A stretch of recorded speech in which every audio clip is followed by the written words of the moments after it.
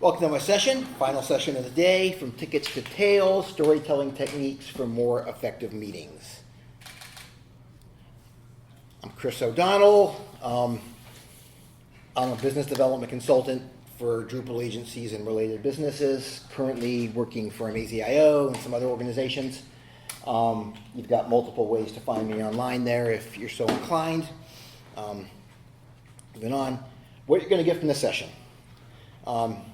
You're going to get a framework for running more effective meetings. You're going to get a couple of concrete examples of how it works.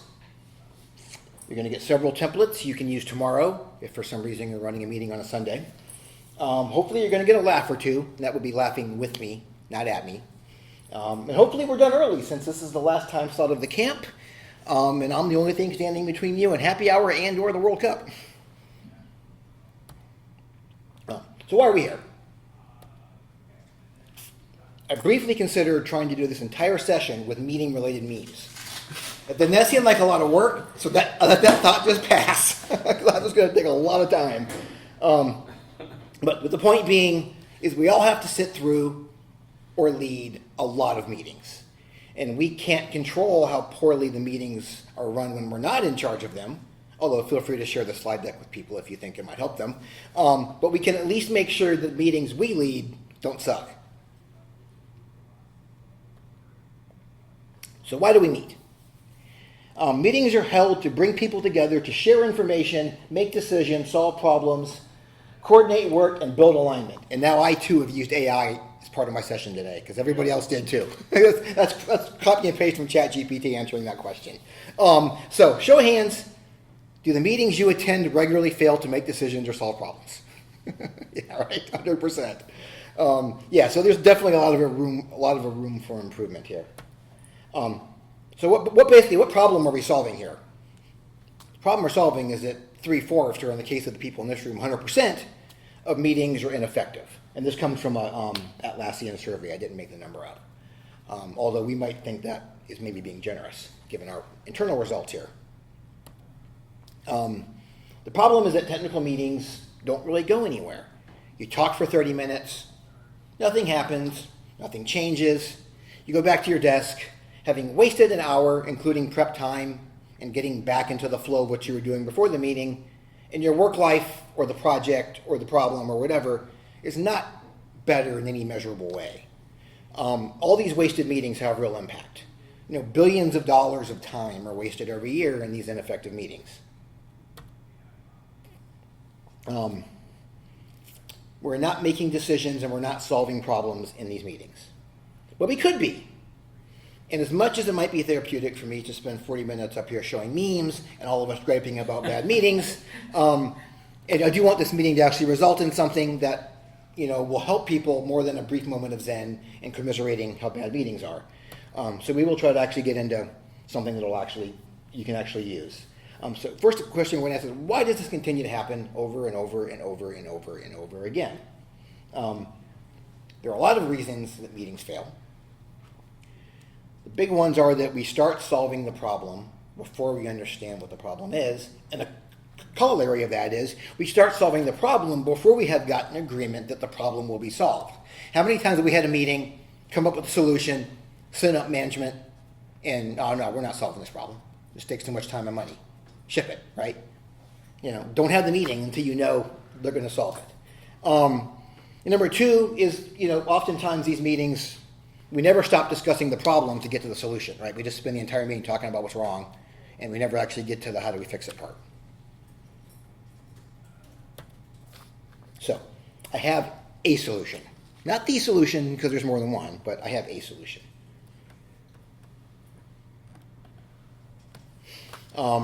Quick quote. I've always loved this quote from author Philip Pullman. Anybody in here read Pullman? Yep. Sci-fi and fantasy. So after nourishment, shelter, and companionship, stories are the thing we need most in the world. So there, I've now tied my presentation back to the title slide with the word stories. Yay me. And also, stories are something we can all relate to. Technical, non-technical, whatever. If you can frame things in a story, you can kind of get your meaning across to people that might otherwise have trouble understanding you. So story as an engineering tool. Storytelling as an engineering tool, not something people frequently think about. But when you can structure your ask or your complaint or your decision as a story, good things can happen. There's probably been a PhD dissertation or more than one on this idea. Didn't read them for the session, so I don't know. But stories can bridge that gap between the technical and the non-technical user, making subject matter under discussion more understandable for everybody involved. When you tell a good story, you share just enough context to advance the plot. The same thing happens here. If you provide just the right amount of context, you can move your decisions forward faster without getting bogged down in the unnecessary details. And if you're trying to sell something, whether it's a change, a new initiative, a project, whatever, storytelling can help you frame that pitch in a way that compels the result you're hoping to get.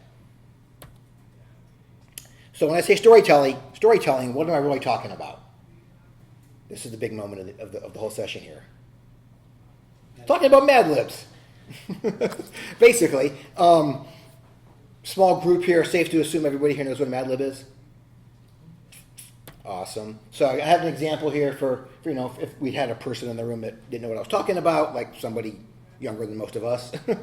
But Mad Libs are where you basically fill in the blank and it tells you either have a corpus of words you can use to create the story in the blanks, or in this case, put an adjective here, a time here, a noun here, so forth, and create your story. So we're kind of doing the same thing here, except that instead of adjectives, nouns, and verbs, what we're going to fill in our blanks with is the context of the problem, the decision that needs to be made, and the plan. You probably will want to use nouns and verbs to do this, because that's kind of how words work, right? So here's the Mad Lib that's sort of the crux of my presentation, right? Given this context, we need to decide X. I recommend we do this because of these trade-offs, and here's how we're going to measure success.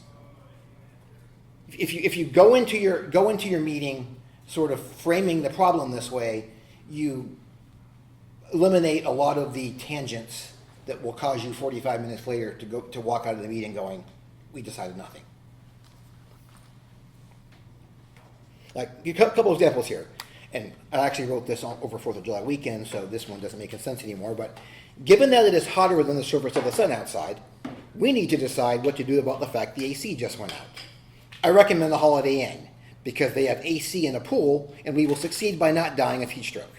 Okay. Given that this session is the last session of the day, we need to decide how long the session should be. I recommend shortening it by 10 minutes because happy hour is calling.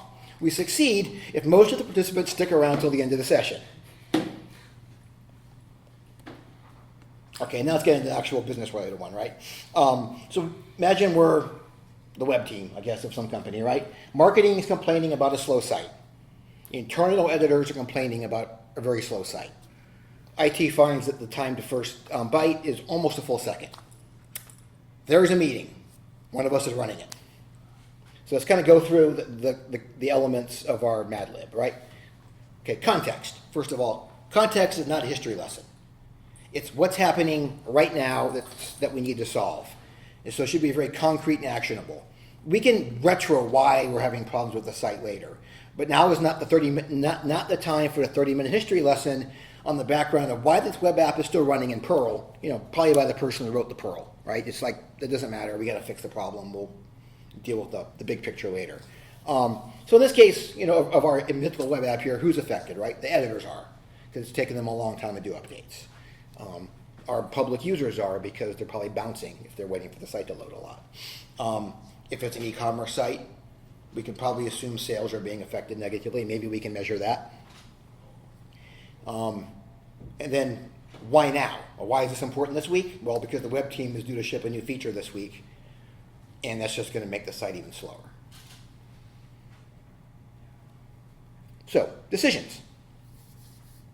If you can make the decision binary-ish, you have better odds of moving forward. If you give everybody A, B, C, D, E, the meeting's going to be 30 minutes of debating the 5 options. You want to keep it, we can do A or B, or maybe A, B, and C, but no more than that. So, right, quick poll. How many of us think A is the right answer here? Right? How many of us have worked somewhere where we did B? Right? Real life gets in the way sometimes. Sometimes you just ship the feature and hope for the best. So here's our plan. We have 3 options of what we can do about this, right? Option A is we can update our CDN and cache strategy. One would hope in 2026 we already have a CDN and cache, but maybe we're not doing that well. Option B is, going to try to tune the database and get things to work better. And option C is basically just throwing money at the problem. Just upgrade the hosting and see what happens. And then you got to deal with the trade-offs, cost, risk, maintainability, upgradability, timing, all that. So then you get to the point where you got to recommend something, right? So here we go. Given the almost 1 second time to first byte and complaints from both editors and users, here's my context, we need to decide what to do about the feature launch next week that is likely to make the problem even worse. I recommend we delay the launch by 2 weeks to allow time for a site performance sprint, and we'll know we succeeded if that time to first byte drops to below half a second and we can maintain a cache rate above 65%. So now we can either, the team can say, let's do that, meeting done, decision made, you haven't blown 6 hours arguing about this. You've framed things in a way that forces people to sort of funnel to a decision, and you can move forward. Well, of course, what if people reject those metrics? They don't, well, they would have. Is that an option? Well, I mean, by the time you get here, right, you've already gone through the context, you've agreed these are your decision points. Okay. Yeah. So yeah, by the time you get to that, you should have already, you're stepping through the process. So you're not getting to the end without, we talked about the first slide, right? You jump into the decision, you haven't discussed the context, you don't know who's being pounded yet, you don't know the costs. So if you do this right, So let me when you get there, okay. Those 2 metrics Yeah. came out of the meeting or were brought to the meeting? It can work either way. If you're the team leader, you probably brought them, right? It might be a group decision. It might be where you're the web team lead and you're trying to get agreement to do what you want to do. So you've structured it this way to lead, sort of funnel people into the decision that needs to be made. Unless, again, the meeting, somebody could bring up a really good point why that, the cache strategy might really need to be 85% for a cache ratio instead of 65, depending on the website. So that runs the risk of them falling back into the trap. Right. Working it out. Yeah, human communication is never as clean as it looks on the slides, right? It's always going to be messier. Okay. But yeah, it's a framework that hopefully eliminates some of the problems and gets you to the decision point. Okay, so now I've got actually take-homes, right? Actual things you can use. So if you're having this kind of meeting where you're trying to make a decision, this is literally a 5-slide template. If you design your 5 slides to explain the problem and the decision you're trying to make this way, kind of cut off my XKCD cartoon there a little bit. This helps eliminate, again, the tangents, the extraneous conversations, the roadblocks that a stakeholder might throw up, by sort of, again, just sort of controlling the conversation through the process. So again, pain constraints, basically your context, right? What's failing today, so forth. All right, if you're doing this via like a demo, like you're showing somebody on a Drupal site what's wrong, the biggest key thing here is always start with what's wrong. I mean, I give demos for a living, and I mess this one up all the time. I get infatuated with the pretty front end of a website and forget that what I'm really selling these people is the editor interface. It's easier, it's workflows, it's a better user experience for their editors over WordPress. I'm not really selling them the pretty front end, even though it's really hard not sometimes to start with the pretty front end. So that's really the key thing on the demo is start with the pain, show them how it gets better, and have a metric, right? you can see it's faster here than it was there, and here's the measurement. And then, end with a decision. Are you ready to buy? If you're selling something, try to close a deal. If it's internal, can we push the merge request through? And kind of get it to a point where it's a yes or no context. So again, you don't do this and walk out without having accomplished anything. Because you can do a demo, everyone says it's great, and then the meeting's over and you never decided what to do. It happens all the time, right? And then you have to have another meeting. The whole point of this is to try to avoid that other meeting. This is literally what the email/meeting invite could look like when you call these meetings, right? So the invite, we need to get together on Thursday to decide, what to do about the website being really slow before the launch next week. Here's the outcome we need. We need to make a decision. Here's the links to pre-read, whatever you want them to pre-read. And then you kind of got your decision, which again is basically that 5-slide formula.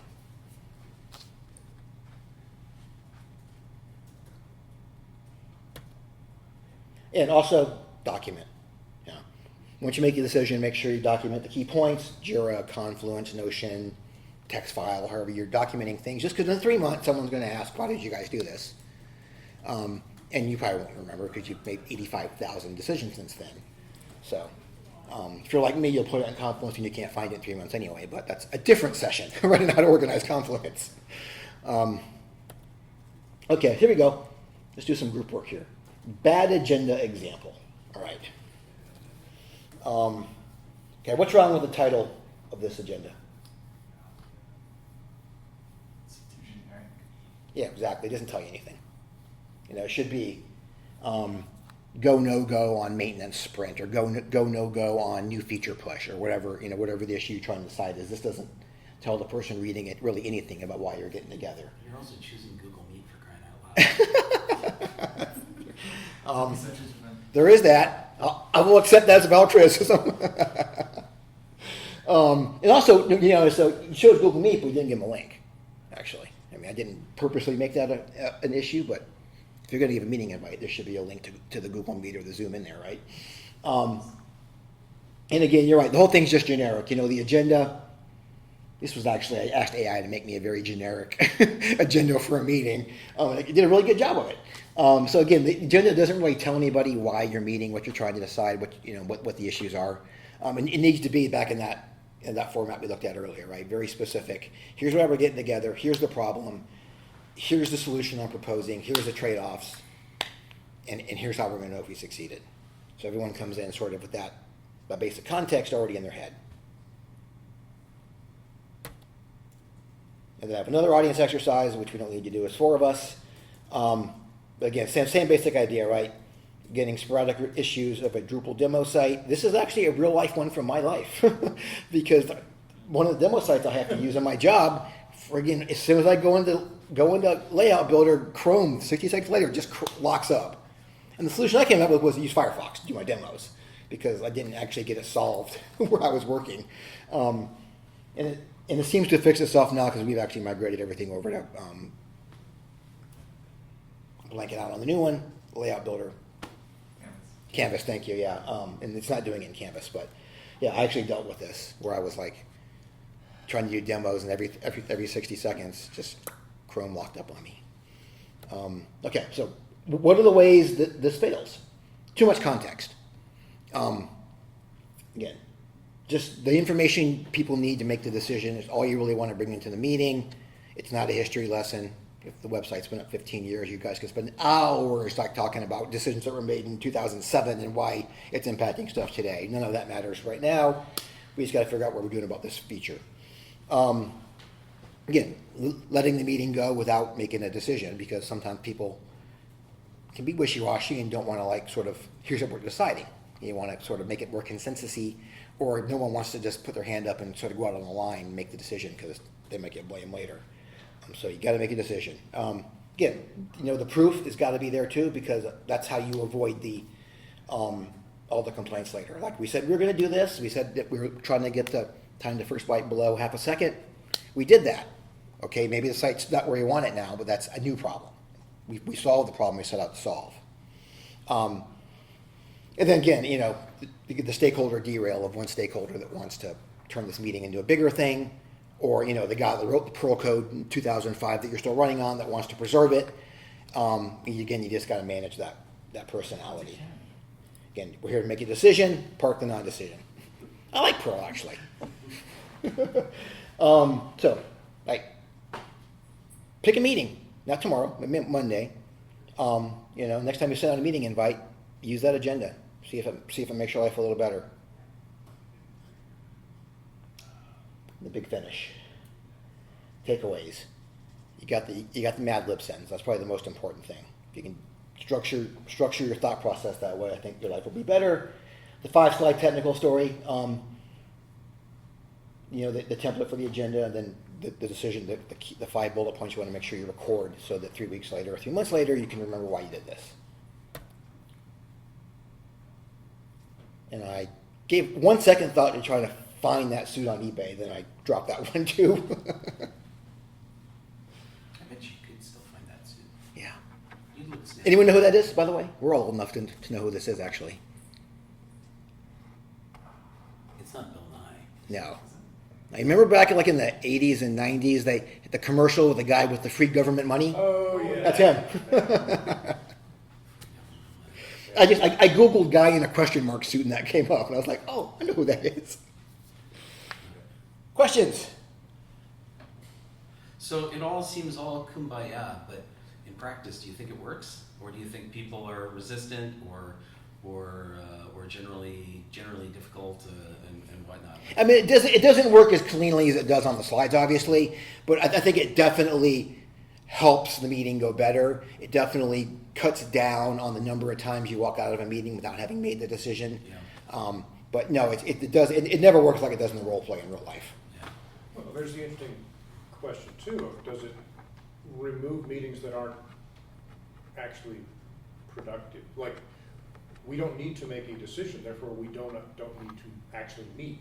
We can just continue Yeah. working as normal. But sometimes I think that you need to have a meeting to even understand what the problem is. Sometimes.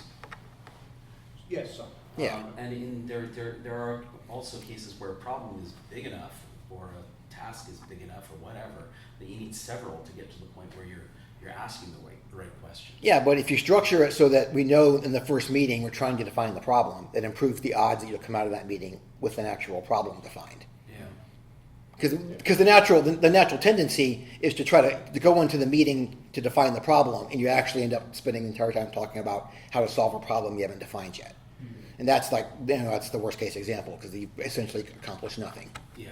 But you've just tied up, 5 people making, $70, $80 an hour or whatever, so especially if they're consultants for, an hour. So you spend a lot of money. The CDP model, we might try to explain to a junior member of the team, well, okay, we're on a sales call, why do they listen to me and not to you? Aside from cultural bias issues. Right. And it maps pretty well to what you got. Empathy, clarity, certainty. Okay, yeah. Is my metric. Mm-hmm. I understand what your problem is. I understand what your pain point is, and I am taking it seriously. Right? That's the empathy. Yeah. Clarity is to make sure we're all talking about the same damn thing. Yep. Like when you say it's dog slow, right? And then certainty is, and this is what I'm about to go do about that, right? Right. And the certainty part is fascinating to me because people usually don't care if you say, well, I'll get back to you on Tuesday with the specs. That's fine. Or, I can have that finished for you by the 10th.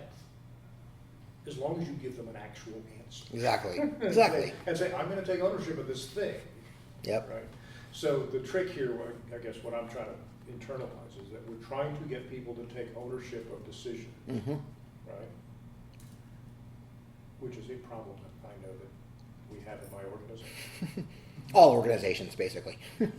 If you have more than one person in the room trying to make a decision, you're going to have that conflict of not everybody wanting to make it. It's the accountability part to, okay, a decision was made and now we expect that someone's going to go do it, and how do we make sure that it got done?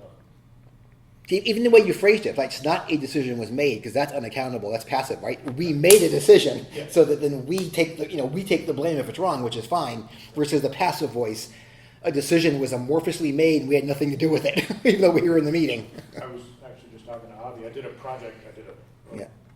semi-vibe coding project by myself for 6 weeks, and I kept a decision log of every time I had to make a technical or scope decision. And I made 85. Okay, yeah. But they're all documented, and they're all in a template, which is really, really helpful. I like using it for something like this too. And they're writing the project repo, but they're all like, okay, what was the question? What did we decide? What did we consider and discard? Right? And what's the fallout from all this? Like, did it increase risk? Did it decrease? Did it all that other good stuff? So, yeah, that's just. Yeah, it is. I mean, I'm sure if I went out and tried hard to look, I'd find 35 different models that all more or less say the same thing. Yeah, because you have to take the basic model, change the terms so you can write your book, so you can be a consultant. That's exactly it. But no, go back to the CDP for a second. Okay. I took a picture. I want to Context, so There you it's go. context, decision, plan. Yep. Yep. Yeah, this works. But again, you actually have 5 things, Yeah. not 3. So it's Well, CD, yeah, that kind yeah. of those two kind of follow. You know, it's like the key, and also you have to you have to keep the acronym easy, right? I'm a big fan of doing things Yep. in 3s, yes, but the trade-off and the metric are important. Important, Trade-off yeah. in particular, because the big thing, on your example, the big thing I expect is for someone to say, no, you can't delay, it's too, Yeah. both things have to happen. Like, you have to Yeah. fix the performance and release the feature. You, Yeah. I reject, I Yeah. reject your plan. Okay, that's fine. Which of the current what 12 hours in the current sprint are you giving up so we can do that, right? What's the priority? Yep. Yeah. Yeah. It's all the first priority. I actually just did, it was like, hey, we got things happening, they can't all be number 1. Yeah. Let's figure out what, They could be 1.1, 1.2. what we decided is that we could have 3 number 1s because we could have 3 teams solving. Yep. 3 number ones. 3 number ones. But only 3, only 3. Nice. But yeah, this, It's good. this,